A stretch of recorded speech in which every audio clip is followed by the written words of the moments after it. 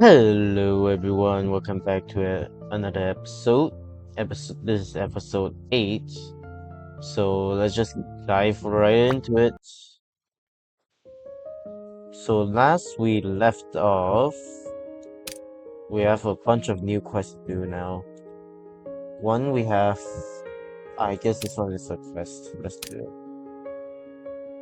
Uh,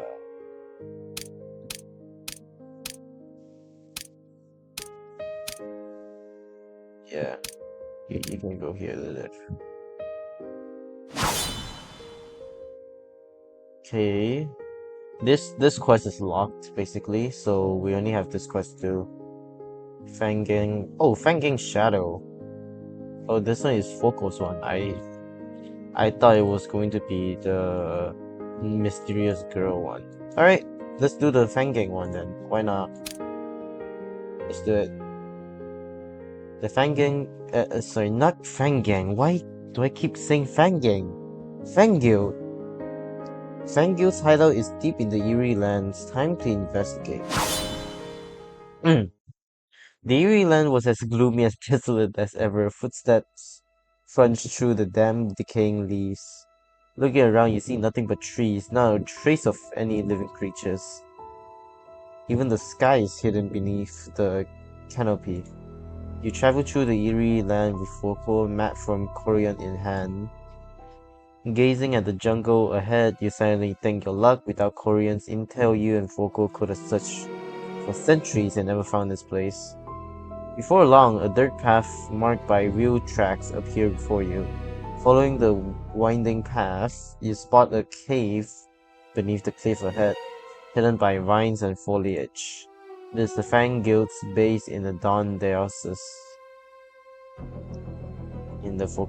Oh, you see Fang Guild members escorting a car of goods inside. The cargo is covered by tarps, hard to make out, but the shape suggests iron cages. After a long wait, the Fang Guild members give a few cursory instructions. Leave behind some trucks and cargo, then depart camp. Are we just tailing them now? No need to be polite with them. Our mission today is reconnaissance. Reconnaissance? You press down on Foucault's shoulder, she reluctantly crouches. He continues surveying the area. This place lies deep within the eerie land, rarely invisible by anyone. Perhaps before... Oh my god, I can't speak today, holy shit. Perhaps because this place is secluded enough, you see the guards on duty yawn, then sit down cross-legged and doze off. With that, an idea slowly takes shape in your mind. Sneak in quietly, look for another way around. Muso is the advanced form. I don't know what this means though, it's kind of funny. Let's see, look for another way around, I'm curious. If you ran an organization, you wouldn't set up a shop somewhere with only one way out. Thinking like that, you were sure there had to be another way in. That's so cute. Just swing down. You and Foucault tiptoe away from your spot. After searching around the cave for a bit, you found a man-made duct. Looks like a ventilation shaft. Not exactly what you expected, but it's close enough to an entrance. You and Foucault slip inside unnoticed.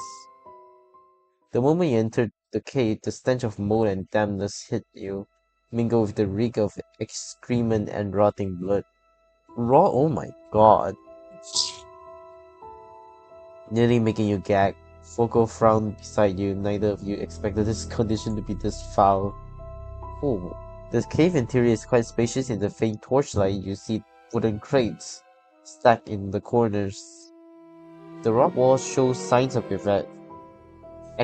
excavation, with water seeping through now and then, the source of dampness. Deeper in, you spot iron cages draped with tarps, swaying slightly and emitting bestial roars. If I had to guess, those are probably captured monster. You pry open the wooden crate nearby. Inside are strange dark green bottles. Vicious liquid bubbles within as you shake them. What is this thing? You reach out to call Foco, only to find her frozen in place, staring blankly. Impossible. See her face go pale, her eyes hold no anger, only terror, a fury I've never seen in her before. Are you okay? You gently take Foco's hand more than ever. You hate this armor you can never remove. If it were your own hand instead of this cold gauntlet, maybe you could have offered her some warmth, but for Foco this is already enough. Oh. Under your soothing presence, Foco stops trembling. She draws close to you as if the closest could infuse her with the courage she needs. Even Foco slowly approaches. This is scary! This shit's scary! Even Foco slowly approaches the iron cage shrouded in tarpaulin?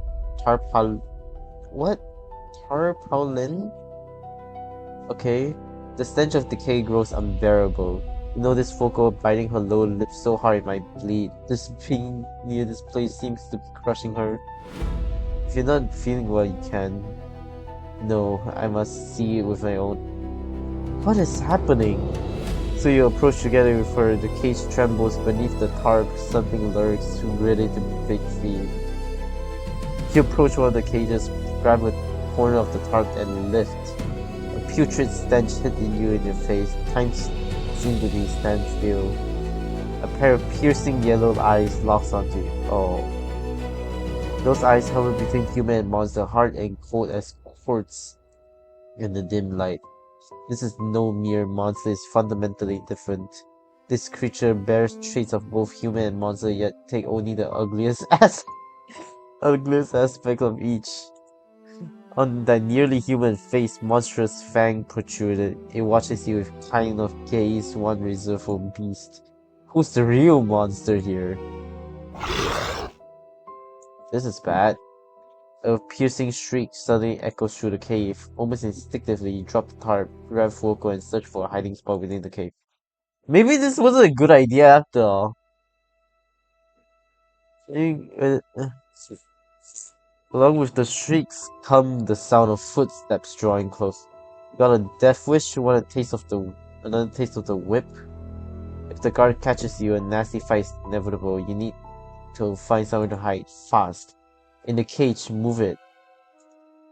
Between the shrieks and the footstep, you hear another sound suddenly echo from inside the warehouse.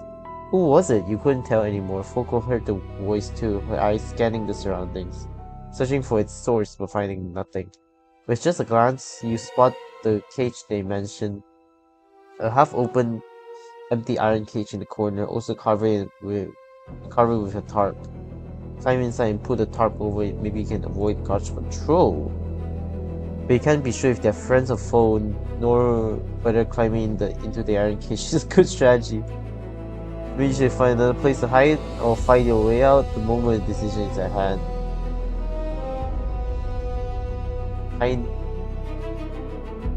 Find a hiding spot yourself.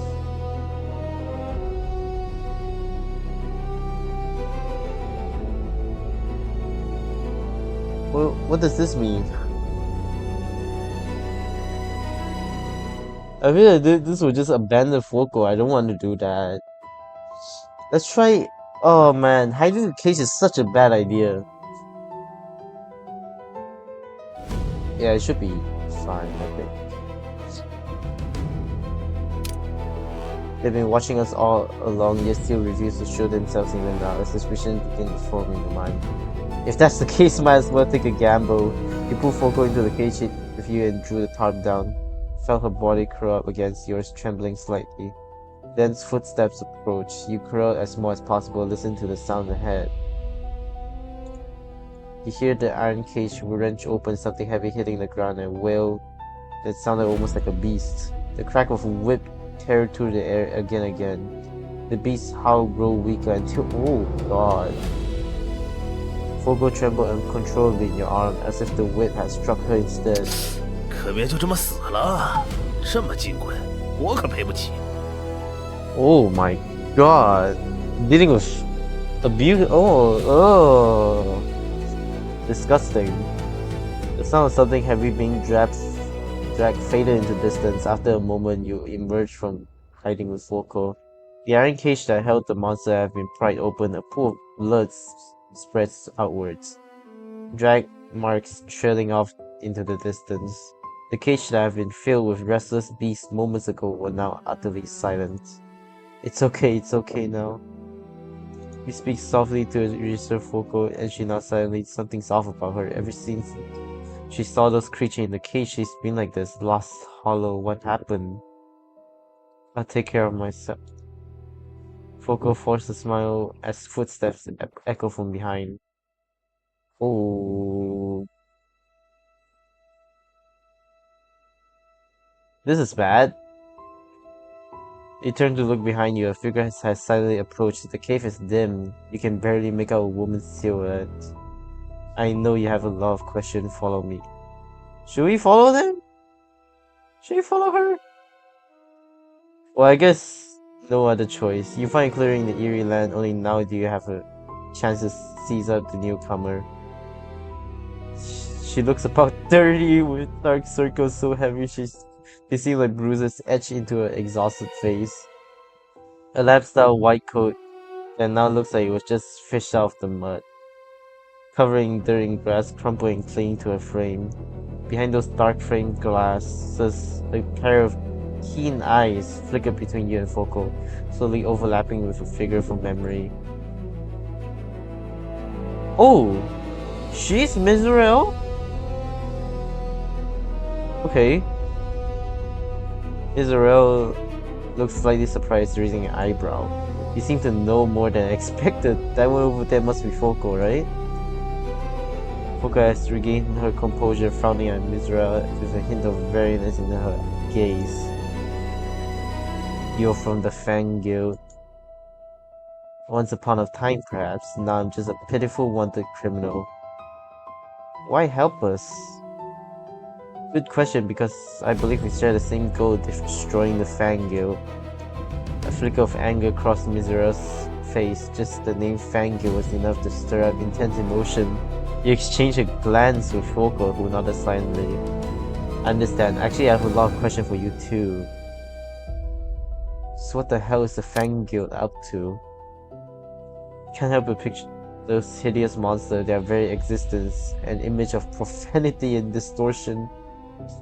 They capture living people and monsters, then fuse them together to create abominations. These works circulate in the shadow at no small price. What happened, man? Your breath catches in your throat, then from beside you comes Foco's voice, tightly restrained yet still trembling. What did you say? These monsters are hybrids, human and monster flesh forcibly fused together. They are weapons, arts, test subjects. I'm no follower of Goddess Aisha, but creating something like this is nothing short of blasphemy.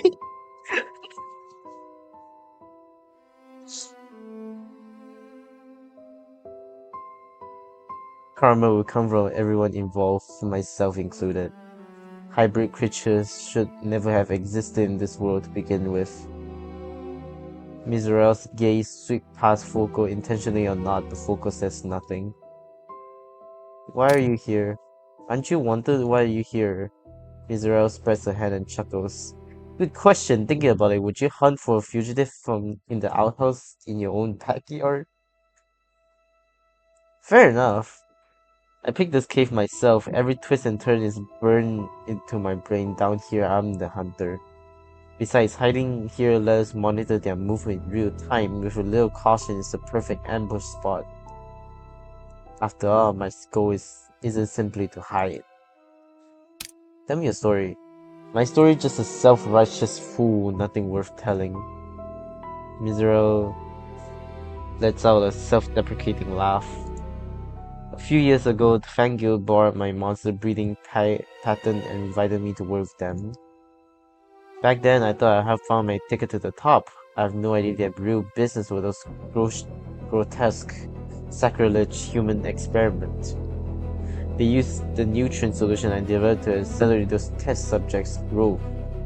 Deep down, I knew I just didn't want to face it. Until the day where I stumbled into a warehouse I should not have opened. She pauses for a moment and almost a manic, burning delight spreads across her face. Then I burned the place down with my own hands. One fire from the cultivation tanks all the way to the warehouse roof. Oh shit. That's how I ended up on the list. Okay. What are you planning to do next? Didn't I tell you I'm going to destroy the Fang Guild? You can't do it alone. That's precisely why I'm looking for help. Lady Foco, I have my eyes on you for a while now, and Sir Tin Can. Well, I guess our nickname is Tin Can now, huh? Alright. Your display of strength was quite impressive. So, shall we join forces? Let's give those scum a grand gift. She steps forward, extending both hands towards the two of them. Palms up, a gesture just half invited, half gamble. We happen to share the same goal. Foco reaches out and grasps Miserel. Lady Foco, I don't know what grudge you hold, but you really saved our neck back. What? When? Okay. Coming with Tin Can? The hero doesn't have to join us, he won't leak what happened today. I'm in. I can't stand what these guys are doing behind the scenes either, count me in. In that moment, three hands overlap, a dangerous alliance is forged. Oh shit. As evening falls, Foco approaches you. Hey, hero, do you have a moment? Of course. Foco lowers her gaze and takes your hand, leading you towards the balcony. Oh.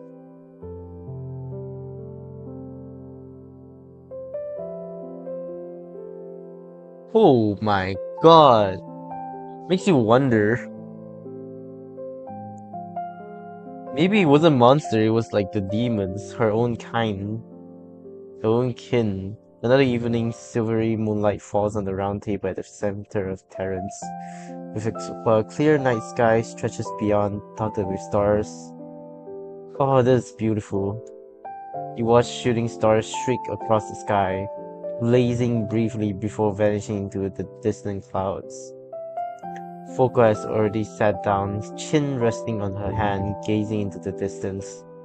Seeing you standing there, a faint smile crosses her lip. Hero, come here. Right. Foco says nothing, quietly taking the night. Guild, commission, depths! Countless trivialities flood through your mind like rushing water. Open the floodgate and let it drain all away. Let it all drain away. For now, at least, you savor this rare moment of peace. You lean back in your chair, letting the cool night breeze seep through the gap in your armor. Even the wind feels gentle. After what feels like an eternity, you hear Foco's voice from ahead. What kind of being do you think they are? I mean, I can't really imagine it though. The thing is, I mean, I can imagine it, but I don't know if like the depiction of what they are trying to imply and what I'm trying to imagine, because the only monsters we have seen are like goblins, slimes, and whatnot. Not really, you know, actual monsters, I guess. I don't think goblins and slimes are. I guess they're considered monsters, but like, oh, imagine a goblin with a human face. What being do you think they are? You never forget the fleeting glimpse outside the cage, that grotesque face, half human, half monster, and those cold, emotionless eyes. A blasphemous creation that should never exist. They are beings on par with humans and monsters alike. They are victims sacrificed to human ambition. I think they are victims sacrificed to human ambition. Offering, yes, they were never meant to exist here. Tortured, humiliated, twisted into this, made into a tool. Foco lowers her head and you faintly see tears glistening in her eye. It's okay. It's alright. So we make them pay for it. Foucault nods silently, then gently nuzzles against your hand. Your hands are cold, feels nice. When I was very young, a factional war among the karmic took my parents. Damn it. Okay, I'm not gonna make the same joke. Also, when I saw the files, this is supposed to be Daimon. But okay, whatever. After that, I'll just follow the script, alright? After that, I met my teacher, Paimon. He taught me magic, gave me the strength to survive, and even pushed me to the position of Karmic Lord. That's the guy we saw in the first episode, first scene. But that's not what I wanted. Every day I live in fear, afraid of constant assassination Assassination attempts? Jesus. Afraid that I could never truly belong among them. I couldn't bear those exceptions and stares. Must have been hard, right? No, the memories I share with everyone. That's what carried me this far. Though those memories are fragmented with details that don't quite match, I still remember you. I remember you had the power to change the world. That's why I came to Dawn's plane to find you. With that, she looks at you, a cloudless, slightly goofy smile of happiness spreading across. This is so cute. It's so adorable. Change the world? I'm just an adventurer who can't even remember my past. I'm not as remarkable as you make me sound. It's okay. We can start over. Everything will be alright. Did things really get better? You had no answer. The road ahead remained shrouded in fog, but at least the warmth of Foucault's palm is real. That's right, everything will be okay. You're getting some new thought. Afternoon. Goddamn. Wait, afternoon? It says morning here. I don't think I've ever seen afternoon, honestly. Oh, Lilith went to thing. So let's just end off the day. Okay.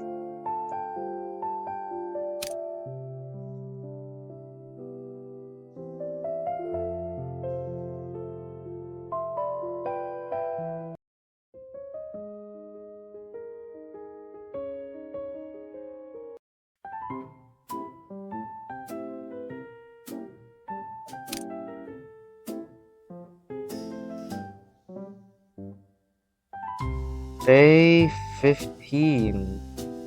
Hi, you're back, Lilith.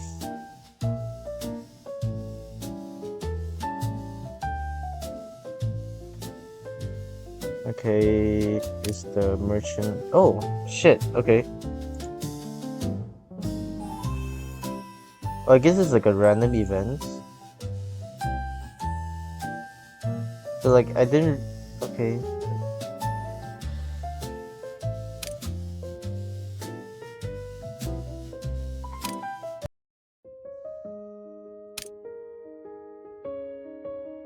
Fans request. I guess this is like the gameplay loop of it, right?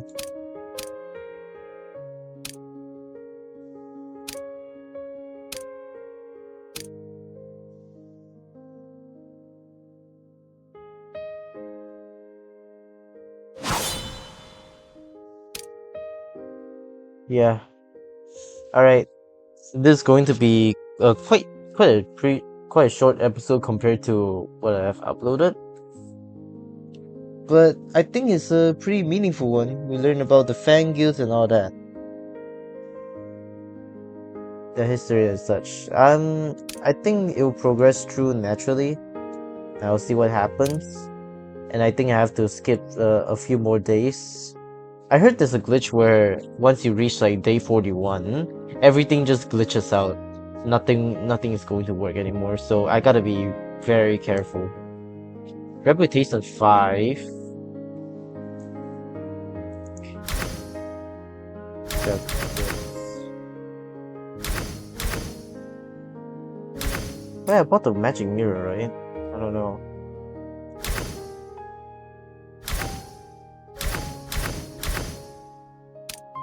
Alright, that's it for now.